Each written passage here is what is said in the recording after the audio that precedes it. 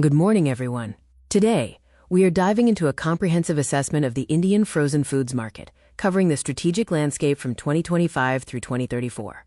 Over the next few minutes, we will explore why this sector has transitioned from a niche emergency food category to a cornerstone of the modern Indian diet.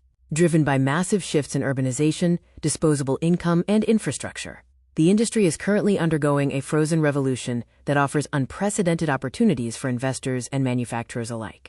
We'll analyze the growth drivers, the evolving value chain, and the strategic moves being made by the industry's biggest players. The Indian market is at a critical inflection point, fueled by a perfect storm of demographic shifts and capital influx. We are looking at three primary pillars of transformation. First, 3x market growth. As urbanization hits 36% by 2025 and dual-income households become the norm, the market is set to scale at a 12.86% CAGR. Second, we see aggressive M&A. Legacy FMCG giants and private equity firms are rapidly consolidating the sector to secure distribution networks and premium brand portfolios. Finally, infrastructure upgrades are eliminating historical bottlenecks. Government subsidies and IoT-enabled cold chains are ensuring that frozen no longer means compromised quality. Let's look at the hard numbers. As of 2025, the Indian frozen food market is valued at 216.5 billion Indian rupees. However, the real story is the trajectory. By 2034, we project this valuation to triple, reaching 643.6 billion Indian rupees. This isn't just organic growth. It's a fundamental structural shift. We are seeing a transition from a model heavily reliant on B2B sales to one driven by rapid consumer household adoption. This surge is powered by the expansion of the middle class and a newfound consumer trust in the safety and nutritional value of frozen goods. When we break down the market share, vegetable snacks currently dominate, accounting for 52% of the segment. This includes staples like aloo tikki, samosas, and frozen peas. However, the one to watch is the plant-based segment. From a modest 9 billion Indian rupees in 2024, the plant-based frozen market is projected to skyrocket to 220 billion Indian rupees by 2034. This plant-based boom is being driven by urban health trends, premiumization, and a growing cohort of flexitarian millennials looking for ethical yet convenient protein alternatives.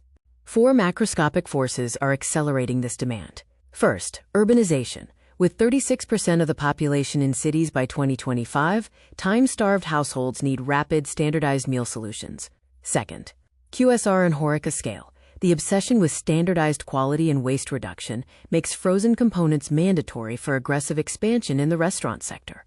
Third, subsidized cold chains. Government schemes like PMKSY have expanded capacity to over 37 million tons, eliminating previous supply chain gaps.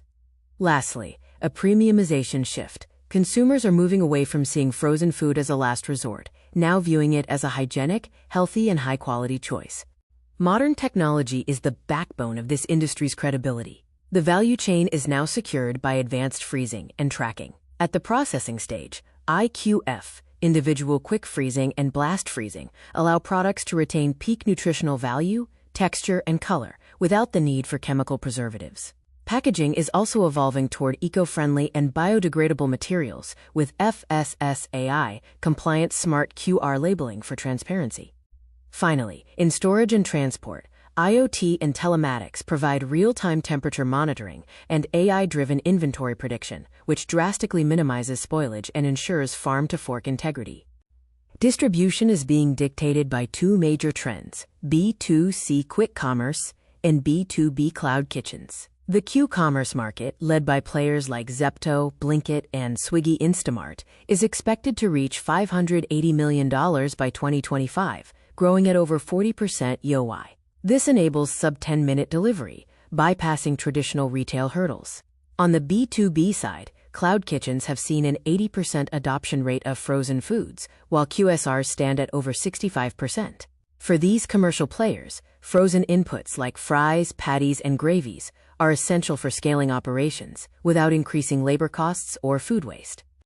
To dominate in India, a Tier 1 player must possess both vertical integration and multi-channel reach.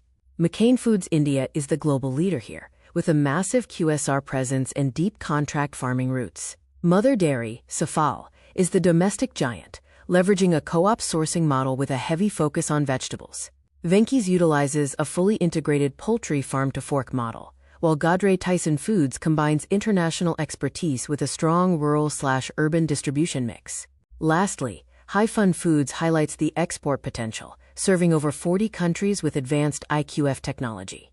This sector is consolidating at a breakneck pace. In February 2025 alone, ITC acquired a 43.8% stake in Prasuma, Ample Foods, for 1.31 billion Indian rupees, aiming for a full takeover by 2027 to dominate the premium momos and Asian food segment. Simultaneously, Agrotech Foods completed a buyout of Del Monte Foods to expand its premium frozen portfolio. Looking ahead to March 2026, Apex Partners is projected to invest 13 billion Indian rupees, $150 million plus, for a 25% stake in ID Fresh Foods, validating the immense scale of the ready-to-cook RTC segment. While giants consolidate, emerging disruptors are bypassing traditional retail through D2C and Q-commerce models. Frogo is a key enabler here, operating over 50 dark stores specifically engineered for hyperlocal frozen fulfillment and cold chain logistics. In the premium protein space, Meodatago offers a D2C platform that delivers high-quality, temperature-controlled meats directly to consumers. Finally, plant-based pioneers like Good Dot, Shakahari, and Blue Tribe are capitalizing on that projected 220 billion Indian rupees market by targeting premium QSRs and urban millennials with frozen vegan alternatives. India remains a global powerhouse in frozen seafood exports. In the 2023-24 fiscal year, export volumes hit 1.78 million tons, with a value of $740 million United States dollars. Frozen shrimp holds the vast majority of this volume, with primary markets in the US, China, and the EU demanding flawless cold chain integrity and end-to-end traceability.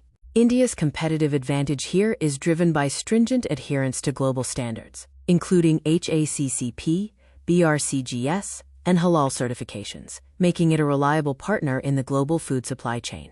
Scaling in India is not without its hurdles. Energy costs are a major burden, with refrigeration accounting for 9 to 18% of total OPEX, leaving firms vulnerable to grid instability. Logistics friction is also a reality. Reefer truck penetration remains low at approximately 10%, posing a risk of temperature excursions on longer routes. Furthermore, regulatory complexity involving FSSAI compliance and packaging mandates can prolong timelines. Finally, there is the consumer perception challenge. We must use clean label marketing to educate consumers that frozen does not mean less fresh. For those looking to enter or expand, the strategy centers on 3 actions: innovate, upgrade, and consolidate.